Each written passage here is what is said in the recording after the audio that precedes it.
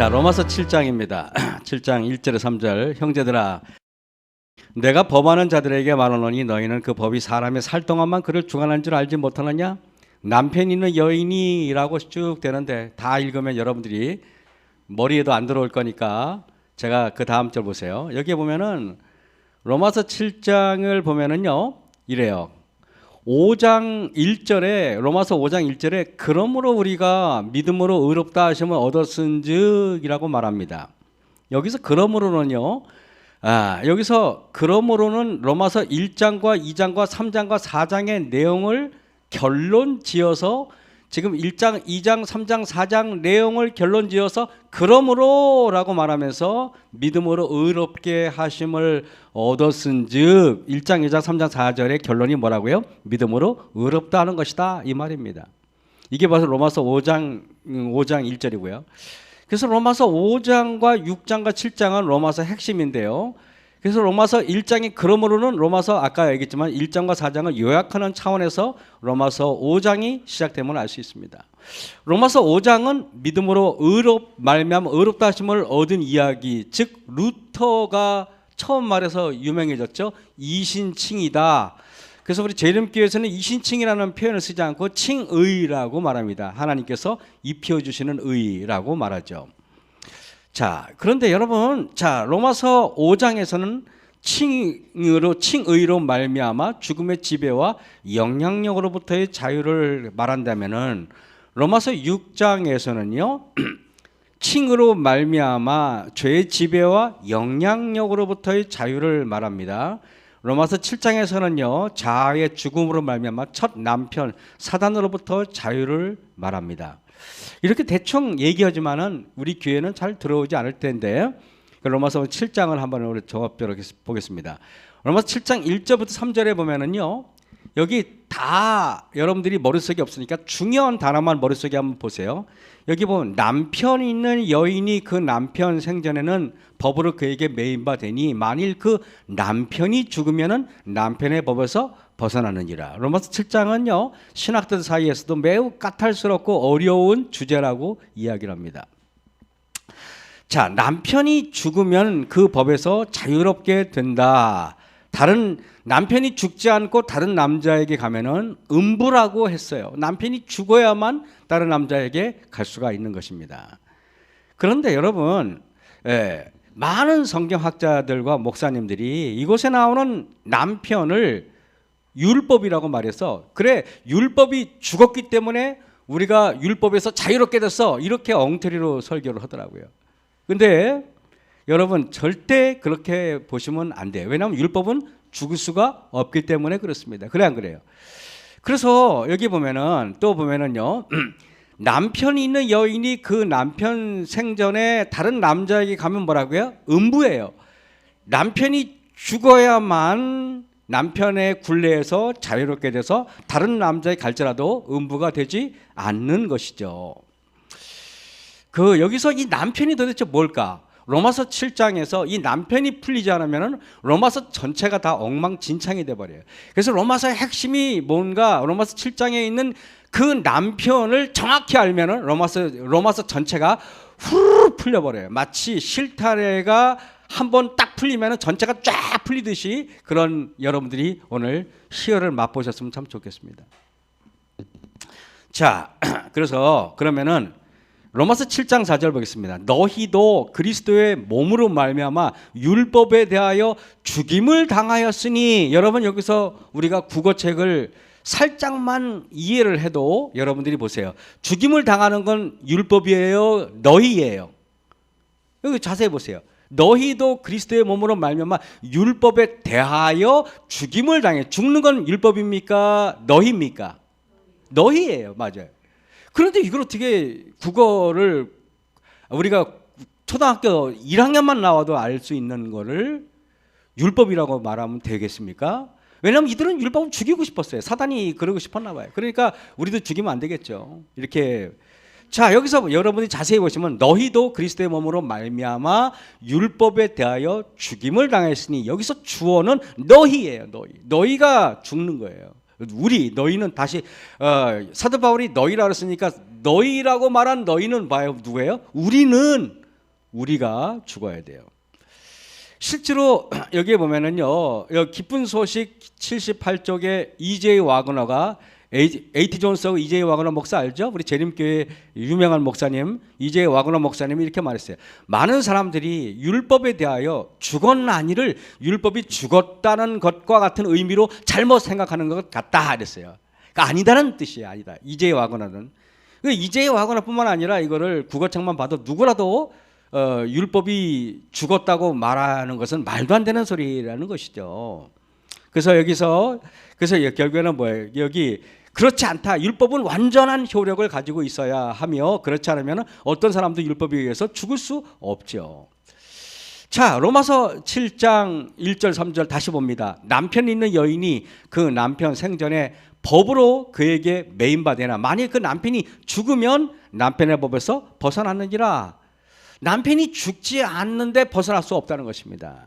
도대체 그 남편의 정체를 여러분들이 정확히 알아야만 오늘 로마서가 풀리게 돼 있어요. 그러나 여러분 제가 이런 말씀을 드릴게요. 뭐냐 하면은 성경을 풀 수 있는 단서는 어디에 있습니까? 성경밖에 없어요.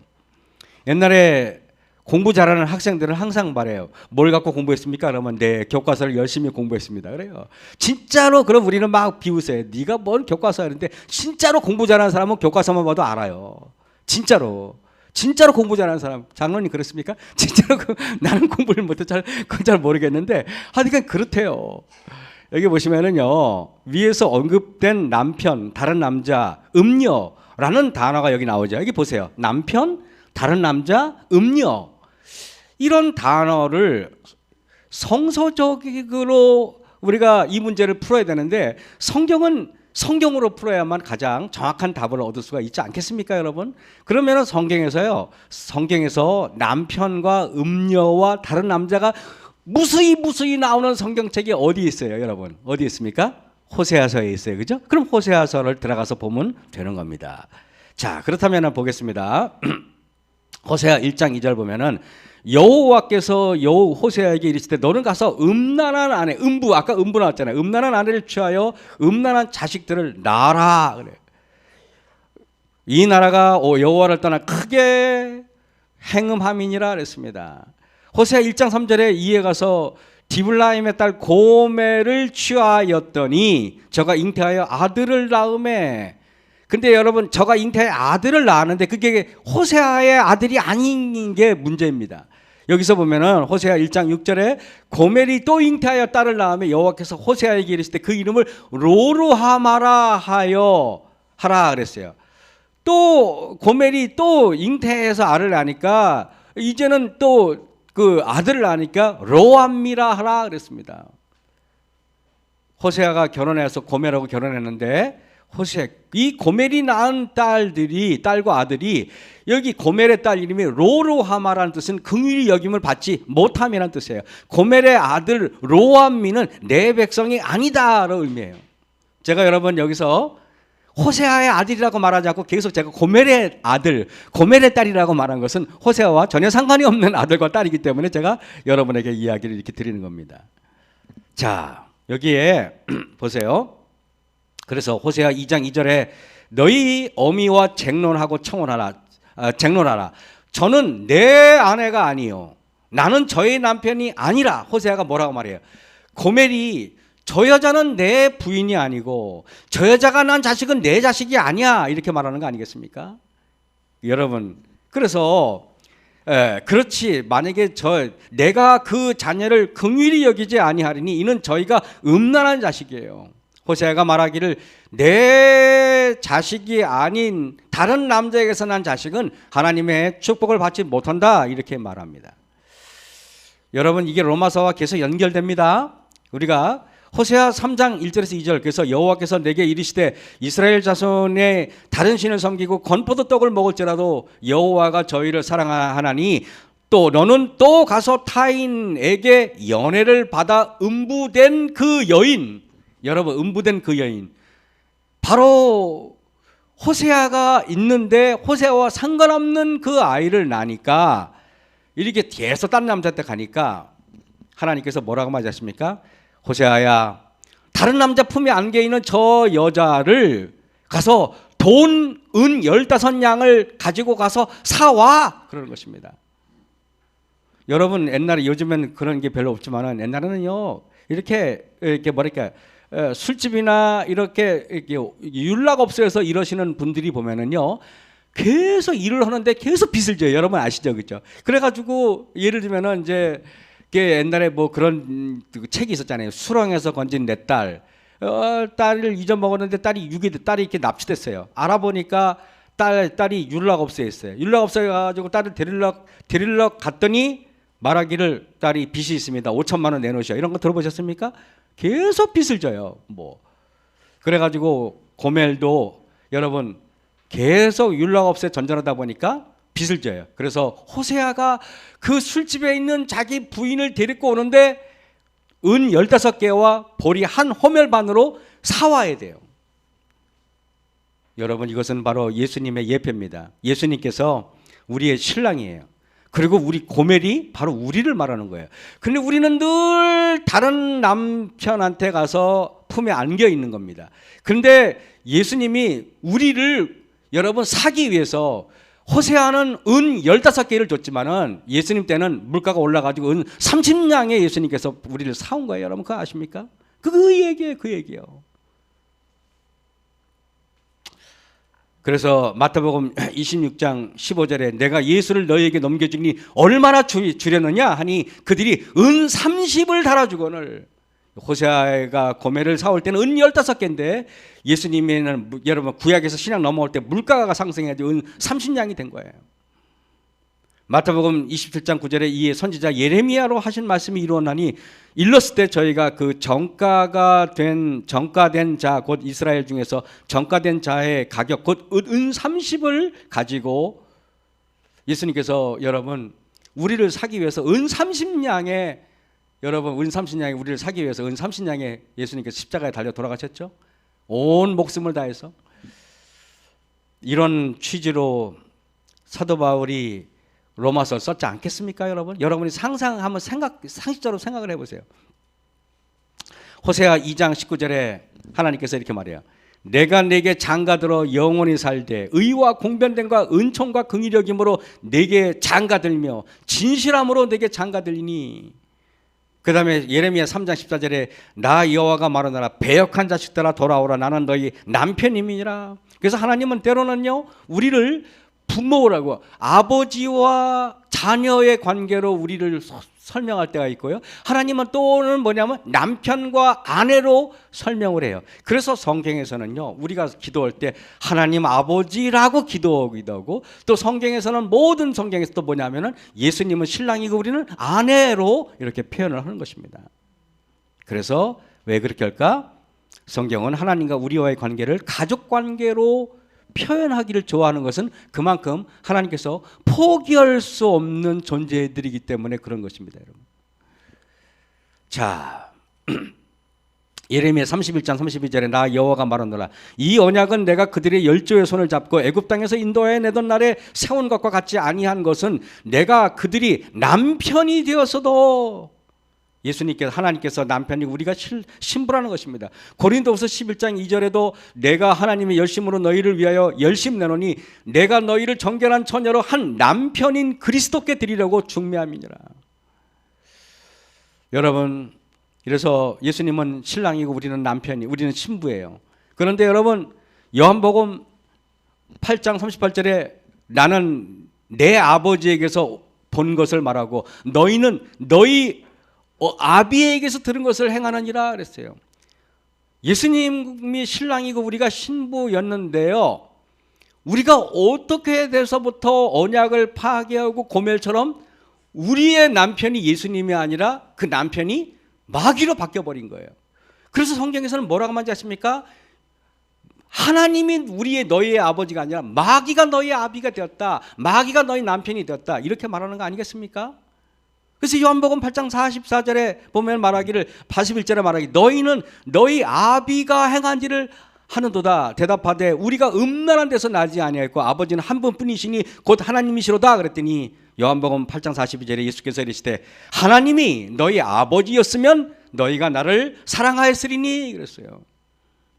다시 말하면은 예수님이 우리의 신랑이고 우리가 예수님의 신부여야 되는데 우리가 예수님의 신부가 안 되고 우리의 남편이 예수님이 아니기 때문에 그렇게 지금 말하는 것입니다. 여러분 놀라운 얘기입니다. 그래서 요한복음 8장 40절에 이렇게 말합니다. 너희는 너희 아비 마귀에게서 났으니, 그러면 아버지만 마귀가 아니라 또 뭐라고요? 우리의 남편도 마귀인 것입니다. 그래서 여러분 오늘 이것을 제가 여러분에게 설명드리는 이유는 요한복음 8장 47절에 하나님께 속한 자는 하나님의 말씀을 듣나니 너희가 듣지 아니하면 하나님께 속하지 아니하였다. 다시 말하면 너희 남편이 예수님이 아니야. 너희 남편이 예수님이 아니고 너희 아버지도 예수님이 아니야. 너희 남편과 너희 아버지는 마귀야. 이렇게 말하는 것입니다. 여러분 어떻게 생각하십니까? 제가 우리들의 아버지도 마귀이고 우리 남편도 마귀라는 것을 우리가 인정해야만 그 끔찍한 주인으로부터 저와 여러분이 도망갈 수가 있어요. 우리가 이 사실을 우리가 알아야 됩니다. 여러분, 깡패 조직, 세계에서 대표적인 깡패 조직이 여기 1번으로 쓰인 게 바로 야쿠자고, 그리고 옆에 있는 게 뻘겋게 되어 있는 게 마피아입니다. 제가 예를 들면 야쿠자 조직이 있다고 생각해 보세요. 어느 날 제가 하나님을 믿고 내가 이거 잘못된 삶이구나 생각하고 제가 야쿠자 두목한테 갑니다. 그래서 제가 말합니다. 두목님, 제가 생각해 보니까 제가 깡패 조직에서 양아치 노릇을 하는 것은 옳지 못합니다. 내가 이 조직에서 나가서 올바로 살겠습니다. 그러면은 야쿠자가 뭐라 그러겠습니까? 아이고, 그런 기특한 생각을 했구나. 잘 가라. 네가 야쿠자에서 나가서 올바로 살아라. 이렇게 하겠습니까? 어떻게 하겠습니까? 아닙니다. 야쿠자 조직에서 나오려 그러면요, 그 사람들은 배신했다 그래요. 그를 배신했다면요, 염산에게는 던져버린대요. 그 시체가 녹아버려. 진짜로 제가 말하는 거 진짜로 그런. 여러분, 마피아 조직에서 내가 나오려 그러면 나올 수 있습니까? 근데 마피아 조직이든 야쿠자든 이런 말을 한대요. 네가 이 조직에서 나갈 수 있는 유일한 방법은 죽어야만 나간다. 그래, 죽어야만 나간다. 그러면 여러분에게 이 야쿠자와 마피아보다 여러분 사단은 더 관대할까요? 아니면 더 지독한 존재일까요? 지독하죠. 그래서 여러분, 마피아나 야쿠자 같은 끔찍한 강배 조직에서 나오려면은 무조건 죽어야만 그 문제가 해결돼요. 그죠? 그렇다면은 그 마피아나 야쿠자보다 훨씬 더 잔혹하고 끔찍한 마귀는 절대 저와 여러분들을 속박에서 풀지 않을 겁니다. 여러분 그거 인정하셔야 돼요. 그래서 여러분 죽어야만 되는데 여기 요한복음 10장 26절에 이런 말씀, 너희가 내 양이 아니므로 믿지 아니하는도다. 내 양은 내 음성을 들으며. 우리가 그래서요, 뭔가 하나님의 말씀이 들려야 되는데 하나님 말씀이 내가 아직까지 들리지 않는 이유는 내 아버지가 하나님이 아니고 내 남편이 예수님이 아니기 때문에 지금 그렇게 들리는 것입니다. 팔레스타인 가면은요, 양들이 이렇게 굉장히 많은데요. 예를 들면은 제 양이 한 5천 마리이고 우리 최영근 장로님 양이 5천 마리이고 우리 양화문 장로님 말이 5천 마리예요. 그러면 이렇게 가다 보면은 양들이 섞여 있을 때가 있어요, 없어요? 있어요. 가면 최영근 장로님하고 저하고 양화문 장로님 만났어요. 그러면 우리 양들도 막 뒤섞여 가지고 15,000마리가 쫙 있는 겁니다. 근데 그 사람들은 크게 걱정은 안 해요. 거기다가 뭐 표시도 안 해놔요. 어떻게 하는지 아십니까? 최영근 장로님이 저쪽에 가시고 양 장로님이 저쪽에 가시고 제가 일로 와가지고 제가 아는 신호로 얼얼얼얼얼 그러면요, 내 양만 날 따라오고요, 최영근 장로님 저쪽에서 빠바바바 그러면 장로님 양은 저쪽으로 가고요, 또 우리 양화문 장로님 저쪽에서 빠바바바 그러면 다 양화문 장로님 양은 절로 가요.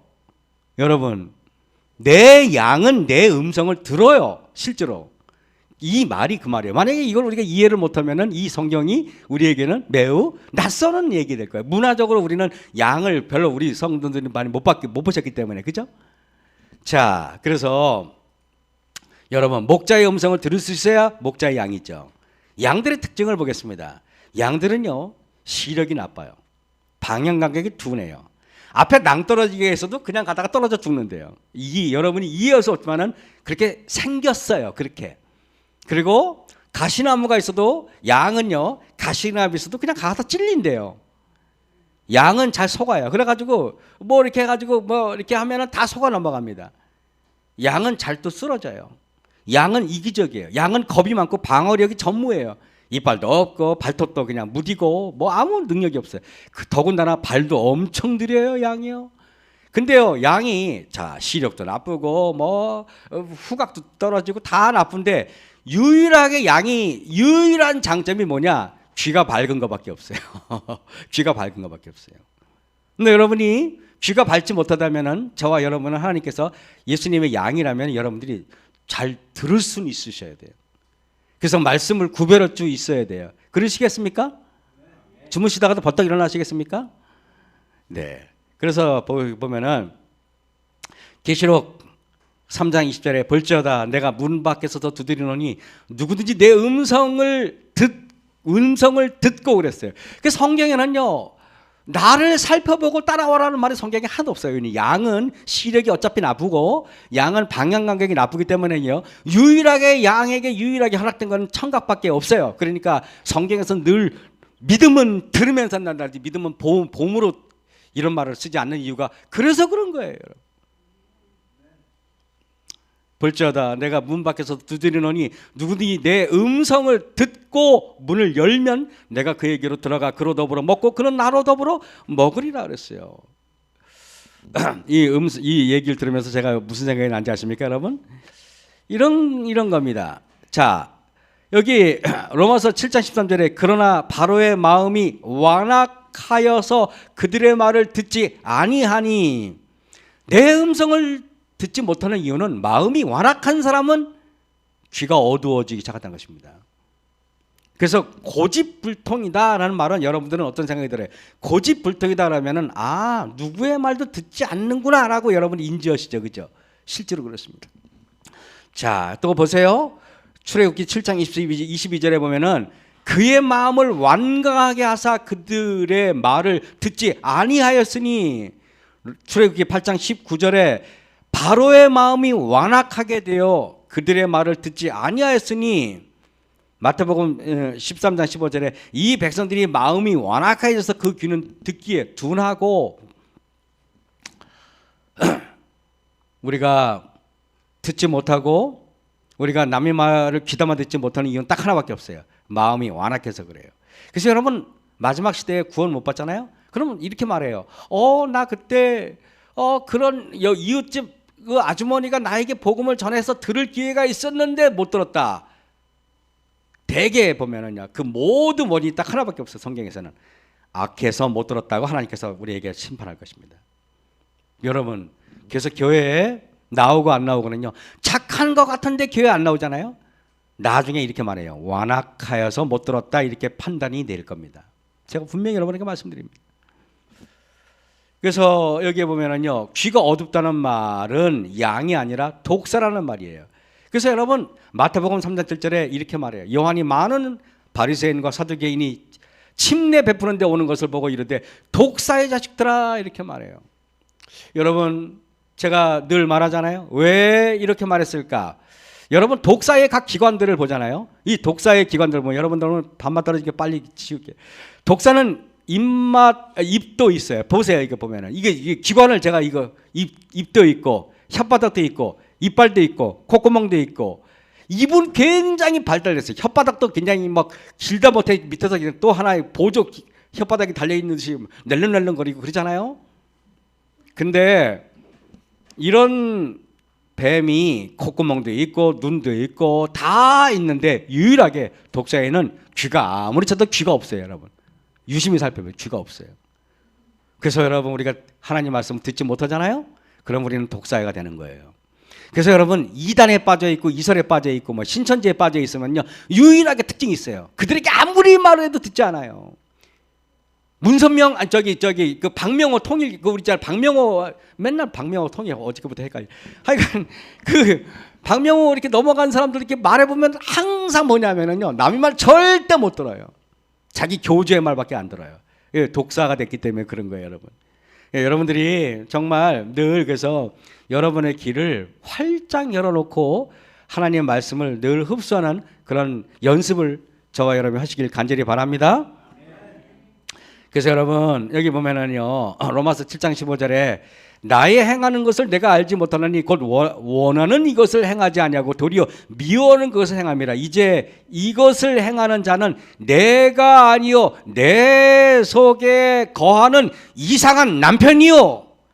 내 그 남편이 죽으면 그 남편은 바로 마귀를 말하는 것입니다, 여러분. 그래서 여기에 내 속에 거하는 죄가 바로 마귀 아닙니까? 로마서 7장 20절에 만일 내가 원치 아니하는 그것을 하면 이를 행하는 자가 내가 아니요 내 속에 거하는 마귀요. 그래서 여러분 내 속에 마귀가 거하는 거예요. 내 남편이 마귀예요. 내 아버지가 마귀예요. 그러니까 마귀가 말하는 것은 귀가 솔깃하게 들리는 거예요. 계시록 3장 20절에 볼지어다 내가 문 밖에 서서 두드린다는 말이 왜 그런지 아십니까? 예수님께서 우리가 있는 안방으로 들어오려고 그러는데 저와 여러분의 안방에는 다른 남자하고 희덕거리고 있으니까 예수님이 못 들어오는 거예요. 그래서 예수님께서 문 밖에서 두드린다는 말이 그 말이에요. 바로 그게. 저와 여러분이 다른 남편과 같이 있어서 그런 거예요, 여러분. 이거를 그래서 내 속에 거하는 죄란 다른 남편을 말하는 것입니다. 이게 바로 그러니까 이 남편이 죽지 않고 예수님께 오면은 음부가 되는 거예요. 그래서 자아가 죽지 않고 예수님을 섬긴다는 것은 다 거짓말이에요. 오히려 그 음녀가 되는 거예요. 그래서 계시록 17장에 나와 있는 음녀, 계시록에 나와 있는 그 음녀가 다 뭐냐 하면은 첫 번째 남편 마귀의 자아가 죽지 아니하고 예수님을 받아들인 성도들을 말하는 거예요, 여러분. 그게 천주교 뭐 그런 게 말하는 게 아니고. 그래서 우리는요 더 여기서 볼지어다 내가 문 밖에서 두드리노니 누구든지 내 음성을 듣고 문을 열면, 그래서 예수님이 들어가는데 그 안에 집 안에 있는 그 다른 남편을 없애야 돼요. 근데 그걸 없앨 수 있나요? 신랑이신 예수님은 문 밖에 계시고 집안에 다른 남편이 떡하니 있어요. 꽈리를 들고. 로마서 7장 2절 3절. 그래서 남편 있는 여인이 그 남편 생전에는 법으로 그에게 매인 바 되나. 이제 여러분이 이 말씀이 이제 풀려야 안 풀려요? 이제 확연하게 그냥 한 번에 그냥 풀려버렸잖아요. 로마서가 이렇게 간단한데 이거를 너무 어렵게 말해요. 로마서만 들어가면 머리가 지끈지끈 거지. 신학 다닐 때 제일 공부하기 싫은 과목이 로마서였어요. 그죠? 아주 너무 복잡해. 간단하잖아요, 보면은. 남편 있는 여인이 그 남편 생전에 법으로 그에게 매인 바 되나. 만일 그 남편이 죽으면, 근데 사단은 여러분 절대 죽을 수 없으니까 여러분이 남편을 쫓아낼 수 있는 방법은 여러분이 죽는 수밖에 없어요. 그래서 로마서 6장에 우리 옛사람이 십자가에 못 박혀 죽어야 된다라고 로마서 6장에 그렇게 많이 예수님께서 강조하신 것입니다. 그래서 그러므로 만일 그 남편 생전에 다른 남자에게 가면 음부라 이르되 남편이 죽으면 그 법에서 자유케 된다는 말이 율법이 죽어야만 그 율법 법대로 산다는 말이 아니잖아요. 성경을 그렇게 바울이 살아서 그 요즘 목사들이 그렇게 해석하는 걸 알면 기절할 것 같아요. 제가 볼 때는. 야, 이 녀석들 이럴 줄 몰랐네. 내가 이럴 줄 알았으면 좀 자세히 설명해 놓고 할 걸. 이렇게 말했을 것 같아요. 옛사람이 여러분 로마서 6장에 그래서 우리가 알거니와 우리 옛사람이 예수와 함께 십자가에 못 박히신 것은 죄의 몸이 멸하여 다시는 우리에게 죄에게 종로로 타지 아니하라 함이니라. 뭐예요? 우리 남편이 있는 마귀에게 더 이상 우리가 속박되지 않는다 이 말입니다. 그래 안 그래? 그죠? 어떤 분은 제가 이렇게 목회하다가 장례식에 이렇게 가보면은 어떤 할머니들이 있잖아요. 가면은 그냥 맨날 그 두들겨 패고 술 고주망태고 아주 폭력적인 할아버지가 돌아가시면요, 할머니가 얼마나 얼굴에 평안한지 몰라. 슬픈 건 전혀 없고요. 자녀들이 아무도 울지 않고 그냥 화장실 가서 슬쩍 웃다가 들키면 또 이렇게 슬픈 척하고 억지로 표현하는데 너무 행복해하는 거야. 왜냐하면 그 남편이 죽어서 너무나 행복한 거예요. 그런 사람은 되지 말아야 되잖아요. 그죠? 요즘에 여러분 데이트 폭력 드셔보셨습니까? 며칠 전에 그 애인이 여자가 안 만나준다 그러니까 남자가 앙심을 품어요. 아무리 전화해도 앙심을 품기다가 그 뭐 중국집에서 그 여자가 뭘 시켰나 봐요. 그랬더니 중국집 배달원이 문을 여는 사이에 후다닥 들어가서 그 여자 죽여버렸죠. 그죠? 요새 며칠 전에 방송에 나왔죠, 그죠?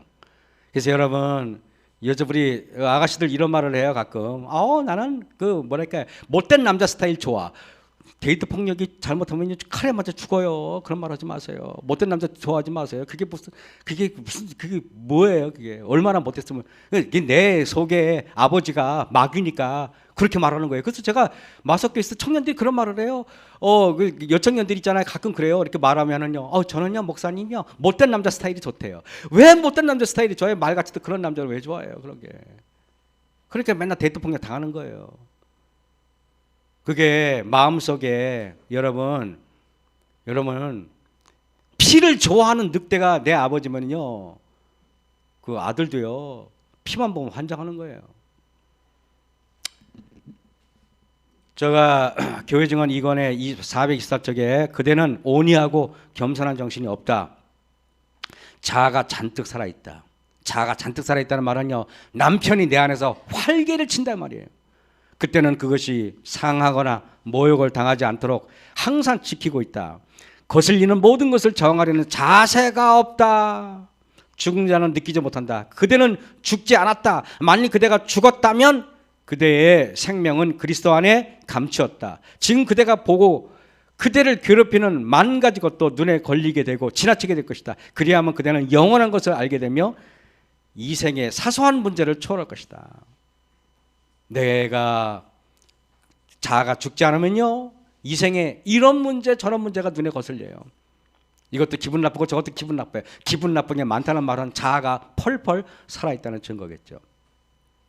저는 여러분에게 자세, 여기에 자세라는 말을 오늘 좀 잠깐 설명할게요. 여러 가지겠지만 면접을 볼 때요 자세일 때는 다리를 딱 꼰대든가 또 이렇게 거만하게 이렇게 삐딱한다든가 이런 사람들은 절대 없어요. 면접을 볼 때요 딱 요 자세 있잖아요. 요 자세. 우리 여성들은 다리를 가지런히 하고 살짝 옆으로 꼬는 게 괜찮고 남자는 다리를 또 너무 모으면요 너무 뭐랄까 또 없어 보인다고 또 싫어한대요. 면접에서. 그러니까 살짝 다리를 너무 쩍 벌으면 안 되고 살짝 요 정도 이렇게 해야 된대요. 요게. 그리고 손은 가지런히 모으고 요게 면접 볼 때 자세예요. 이런 자세로 평생 직장에 있으면 쫓겨날 일이 없어요. 절대. 목회도 이런 식으로 평생 가면은요 평생 사랑받고 살아요. 근데 안 쓰면 받으면 달라지거든요. 여기서 보면은 자세와 태도입니다. 신앙할 때도 자세와 태도가 여러분 중요합니까? 중요해요. 제가 여러분 이렇게 볼게요.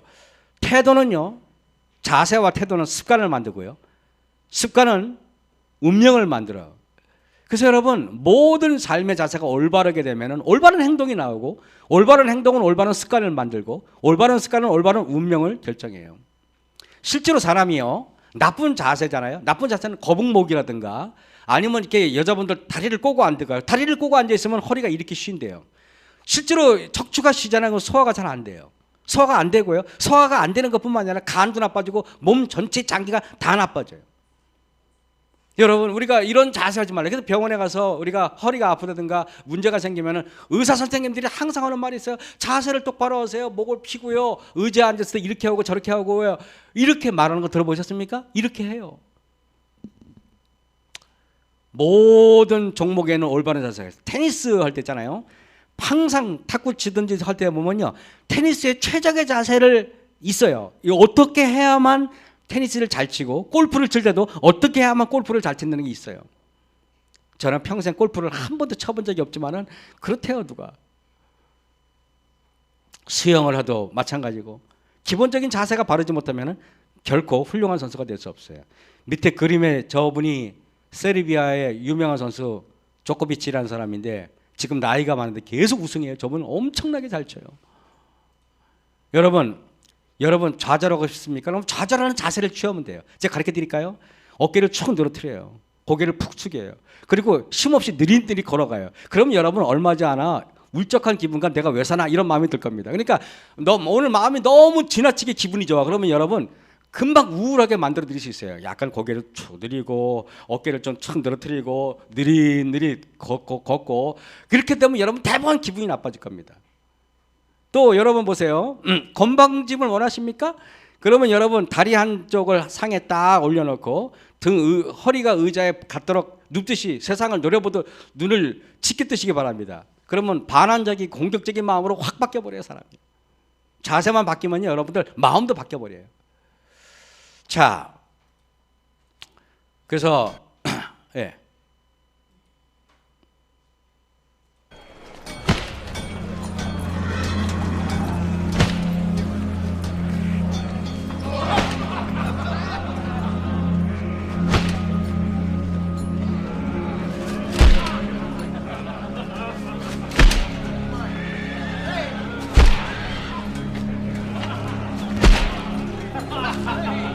예수님께서 이 땅에 오셨을 때 어떠한 자세로 살았는지 한번 제가 보여드리고 싶었어요.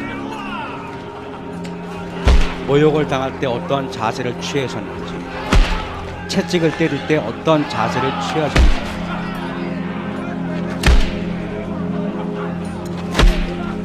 저게 이 회초리에 납을 달아가지고 한 번 할 때마다 살짝은 막 어마어마하게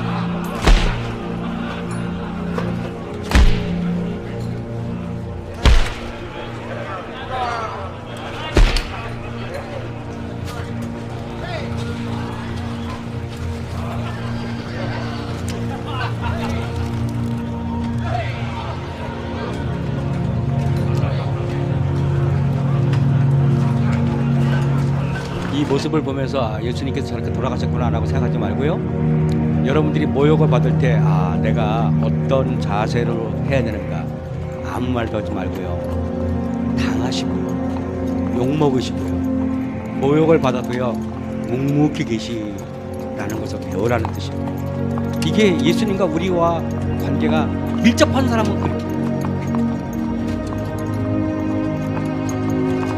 이것이 옛날의 이야기입니까? 무거운 짐을 짊어지면 무거운 짐을 묵묵히 지고 가시는 겁니다. 이게 예수님께서 우리에게 가르쳐준 자세예요.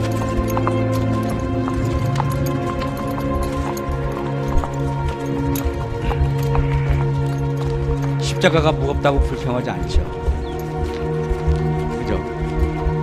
그들이 하라는 대로 합니다. 그랬을 때 절대 사단이 예수님 안에 들어올 수가 없게 돼 있어요.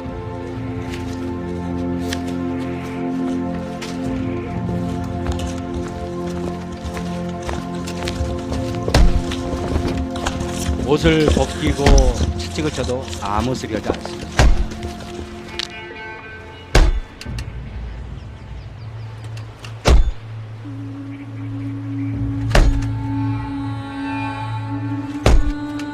아무 말씀도 없잖아요. 못을 박아도 아무 말씀도 없고, 다리를 못을 박아도 아무 말씀이 없어요. 억울하다 항변하지 않습니다. 내가 뭔 죄를 졌냐 항변하지 않습니다. 근데 우리의 남편이 마귀에게서 예수님을 바뀌면은 우리의 인생의 자세가 다 바뀌게 돼 있어요. 아버지, 저들을 용서하소서. 자기가 무슨 일을 하는지 알지 못함이니이다. 그랬을 때 사람들은 주목하게 되는 겁니다. 저들이 믿는 예수님이 도대체 누구신가? 아들이니이다. 보라, 너의 어머니시니라. 아버지, 예수님께서 십자가에서 하신 말씀은 딱 정확히 세 마디예요. 어머니 마리아를 요한복음 맡게 달라는 말과, 그리고 저들의 죄를 용서해 달라는 말씀과, 그리고 하나님 어찌하여 나를 버리셨나이까, 이 세 마디예요. 또 이제 다 이루었다는 말씀, 그밖에는 한마디도 할 말씀 없어요. 이게 기독교입니다.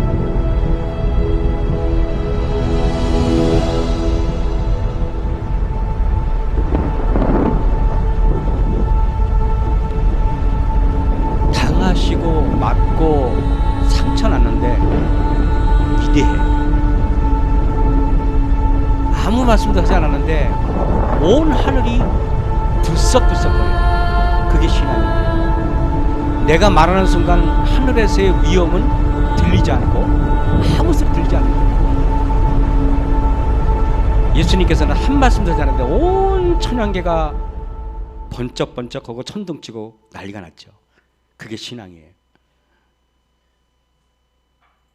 겸손하면 우리는 세종예식이 떠올라요. 몸을 낮춰서 상대방을 대하는 태도가 겸손이기 때문에요. 이렇게 하잖아요. 그러면은요, 내 마음도요, 속에 있는 마음까지도 변해요. 무릎을 꿇는 태도, 고개를 숙이는 태도, 나지막한 목소리로 말하는 태도, 상대방의 말에 귀를 기울이는 태도가 겸손의 시작이에요. 마태복음 28장 9절에 예수께서 저희를 만나 가라사대 평안하냐 하시거늘 여자들이 나와 그 발을 붙잡고 경배하니. 늘 하나님을 섬기는 사람들은요, 낮게 임해야 돼요. 마가복음 5장 22절에 회당장 중 야이로라 하는 이가 예수를 보고 발 아래 엎드려야 돼요. 예수님 머리 꼭대기에 올라가서는요, 예수님의 말씀이 들리지 않아요. 마태복음 7장 25절에 이에 더러운 귀신 들린 어린 딸을 둔 한 여자가 예수의 소문을 듣고 와서 그 발 아래 엎드리셔야 돼요. 발 아래 엎드리셔야 돼요. 누가복음 7장 38절에 예수께서 뒤로 그 발 곁에 서서 울며 눈물로 그 발을 적시고 자기 머리에 발로 씻고 그 발에 입 맞추고. 늘 발이에요. 예수님 무릎도 아니에요. 늘 발이에요. 발. 저는 이 말씀이 너무 좋아요. 그래서 구원의 시작은 자세, 태도로부터 시작하는 게 아닌가. 자세가 바로 돼야 돼요. 늘 보면 발 아래에 앉은 것을 보면 다 똑같아요. 제가 얘기했잖아요. 어느 날 제가 어느 교회 전도회를 갔더니 맨 이쪽에 앉은 한 장로님이 다리를 다 꼬고 그리고 이 팔짱을 딱 끼고 이러고 설교를 들어요. 그 자세는 그리스도인 자세가 아니라 마귀의 자세예요. 그렇게 듣는데 설교를 하는 내내 그분이 얼마나 신경이 쓰이는지 몰라요. 전도회 일주일 내내 하는데 안식일까지 그 팔짱이 안 떨어지더라고요. 끝까지 팔짱을 하고 있더라고요. 그 사람은 하나님의 자녀가 아니에요. 누가 그 사람한테 장난을 줬는지 모르겠어요. 여러분, 구원의 자세는 겸손해. 자세가 바라야 돼요. 자세가 바르지 않은 사람이 어떻게 해? 그래서 교회에서는요, 될 수 있으면 겸손한 자세로 하셔야 돼요. 나는 다리는 꼬고 약간 삐딱하게 교만하게 보여도 마음은 겸손해. 그러지 마세요. 거짓말이에요. 그런 게 어디 있습니까? 교회증언 4권 495쪽에 그대는 쉽게 처져야 한다. 그리고 그대의 말과 행동에 대한 엄격한 경계를 하는 대신에 그대의 정욕의 고삐를 풀어버린다. 마음은 사단에 의해서가 아니면 예수님에 의해서 지배된다. 그래서 우리의 남편이 예수님이든 마귀든 둘 중에 하나라 이 말이에요. 사도 바울이 고린도후서 11장에 이렇게 말하죠. 내가 수고를 넘치도록 하고 옥에 갇히기도 하고 다 더 많이 하고 매도 수없이 맞고 여러 번 죽을 뻔하였거니와 유대인들에게 40에 하나 감한매를 5번 맞았고 3번 태장으로 맞고 이렇게 맞고 저렇게 맞아. 왜 그런지 아세요? 사도 바울이 왜 이렇게 맞은지 알아요? 그 이외의 일은 이렇게 두들겨 맞고 저렇게 두들겨 맞은 이런 고사하고 진짜 나를 힘들게 한 게 뭔지 아냐? 사도 바울이 그래요. 뭡니까? 그랬더니 내가 정말 힘든 거는 두들겨 맞은 것도 아니고 강도한테 물건을 뺏긴 것도 아니고 강의 위험을 만난 것도 아니고 진짜 내가 힘든 거는 교회가 힘들어하는 거야. 이게 사도 바울을 제일 괴롭힌 거예요. 그렇게 돼야 돼요, 여러분.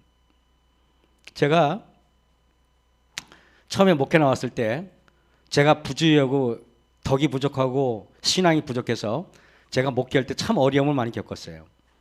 그 교회에서 급기야는 그 교인들이 쫓아버린 건 아닌데 이상하게 그때 딱 발령이 나가지고 가야겠다 싶어서 합회 찾아갔더니 아우 난 도저히 이게 못 있겠다. 나를 보내주세요. 그랬더니 합회장이 하시는 말씀이 너 보내려고 그랬어? 그러더라고요. 그래서 그러려면 좀 몇 달 참걸. 어쨌든 그래서 제가 그 길 떠나게 됐는데 떠날 때 마지막 고별 설교를 제가 이렇게 했어요. 마지막 고별 설교인데 제가 시작하면서부터 끝날 때까지 제가 이것도 잘못됐고 저것도 잘못됐고 저것도 잘못됐고 저것도 잘못됐고 이래서 잘못됐고 저래서 잘못됐고 1시간 내내 울면서 잘못됐다고 얘기해요. 진짜로. 내가 왜 그런지 아십니까? 정말 제 잘못도 있지만 성도들도 잘못한 게 많아요. 근데 제가 왜 그렇게 했냐면은 내가 정말 두려운 거는 사도 바울은 아니지만은 나 때문에 교회가 잘못될까 봐 그게 제일 무섭더라고요. 내 하나 딴 교회 가면 그만인데 나 때문에 교회가 어려울까 봐 너무너무 무서운 거예요. 그래서 내가 눈물로서 잘못을 회개해서라도 내가 내 손으로 내가 못으로 내 이 팔을 찍어서 피가 나오더라도 교회만 안전하면 되겠다는 생각을 했어요. 그래서 제가 잘못했다 그랬더니 예배가 끝나니까 한 여지사님이 크게 이렇게 말하더라고요.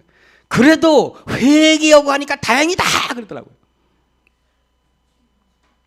그래서 제가 그게 회개하고 떠났어요. 그리고 그 다음 날도요. 너무 무서워가지고요.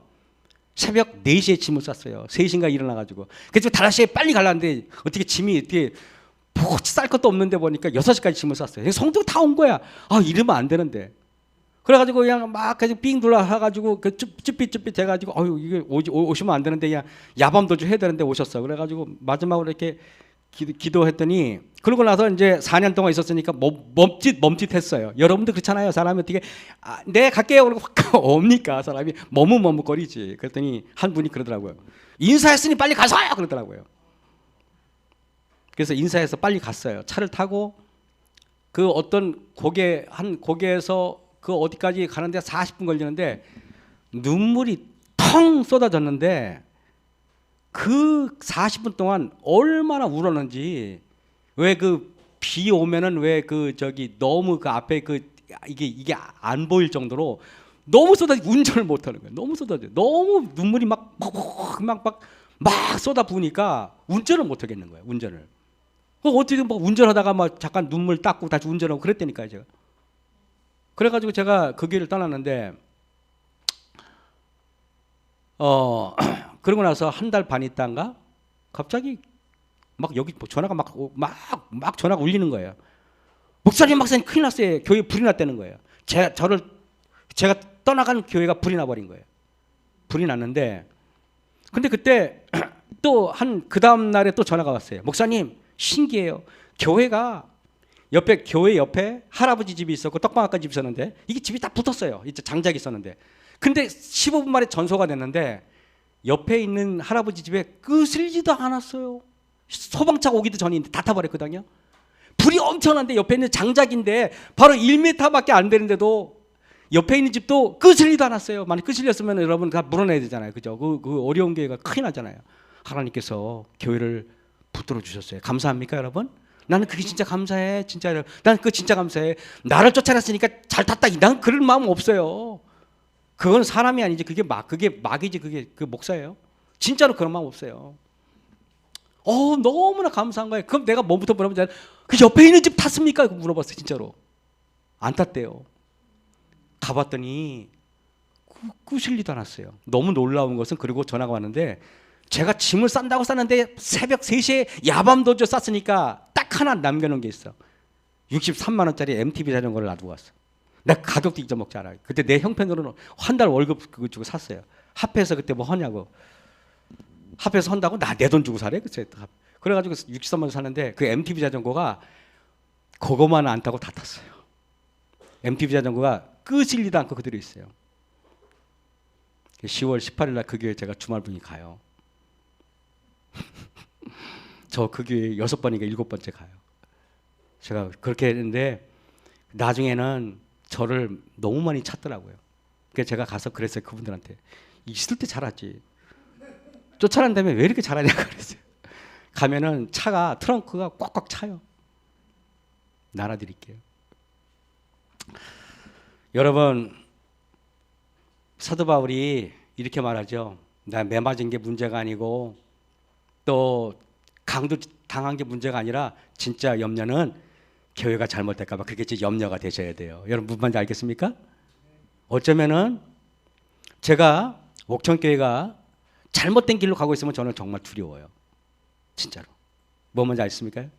다른 교회 가면 되지. 이게 아니잖아요, 여러분. 그래 안 그래요? 물론 다른 교회도 교회가 있죠. 그러나 여러분, 내가 다른 교회 간다고 해서 옥천교회는 교회가 아닌가요? 옥천교회는 여러분들이 정말 여러분들이 지성으로 받들어야 될 교회가 아닙니까? 그죠? 그 저는요, 그래서 제가 처음에 목회할 때 제가 오늘 말씀드린 거 진심이었어요. 교인들이 나를 뭐 욕하고 뭐 김연아 목사 이런 욕하는 거 하나도 귀에 안 들어와요. 나 때문에 교회가 잘못될까 봐 그게 정말 두려웠어요.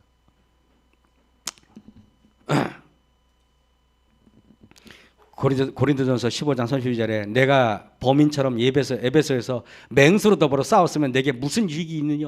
제가요, 저한테 막 그냥 당신들끼리 모여가지고 김연아 목사 싫다고 그냥 몇십 명이 모여가지고 성토하고 그랬을 때 전 다 들었어요. 그런데 내가 할 수 있는 일은 아무것도 없어요. 싸울 수 없어요. 여러분, 맹수로 돌변해서 목사한테 덤비면요, 물어 뜯겨야 되는 게 맞는 거예요.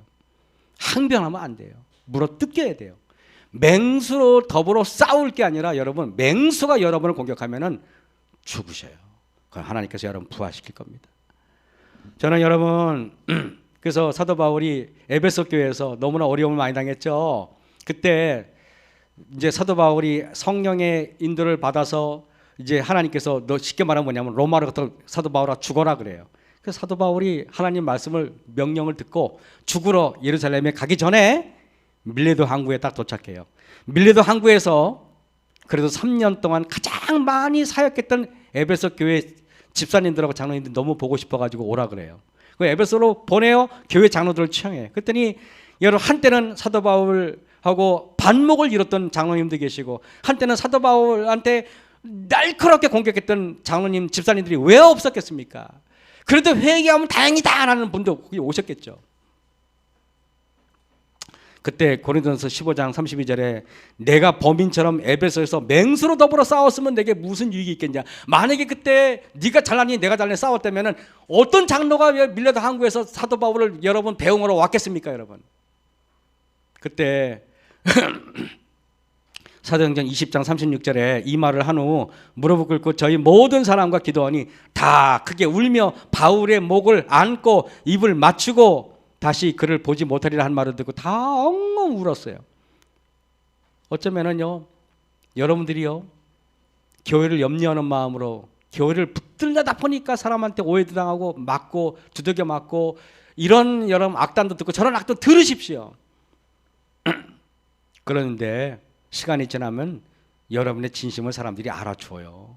저는 그걸 너무나 잘하고 있어서 경험해봤어요. 진짜입니다. 제가 경험했어요. 그래서 여러분, 제가 암세포가 제일 싫어하는 게 뭔지 아십니까? 오래 걸어서 몸이 뜨거워지면 암세포는 죽기 시작해요. 거친 음식을 오래 씹어서 먹으면 암세포가 죽기 시작합니다. 냉대와 모욕을 오래 참고 감사한 마음을 오래 먹으면 암세포가 죽기 시작해요. 여러분, 자아가 죽는 방법은 딱 하나밖에 없어요. 오래 참고 오래 인내하고 오래 견디시고 오래 하세요. 그게 바로 예수님께서 말씀하신 사랑 아닙니까? 사랑은 오래 참고 사랑은 온유하며 그거예요. 그래서 자서전에 237쪽에 성화란 다름이 아니라 자아가 매일 죽는 동시에 또한 매일 하나님 뜻에 일치시키는 것이다.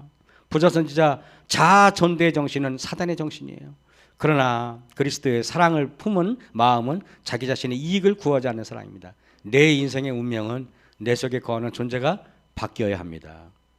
오늘 설교 제목은 여러분이 이제 어떻게 해야 할지 생각났었습니까? 나중에 붙였으면 좋겠어요. 그렇죠?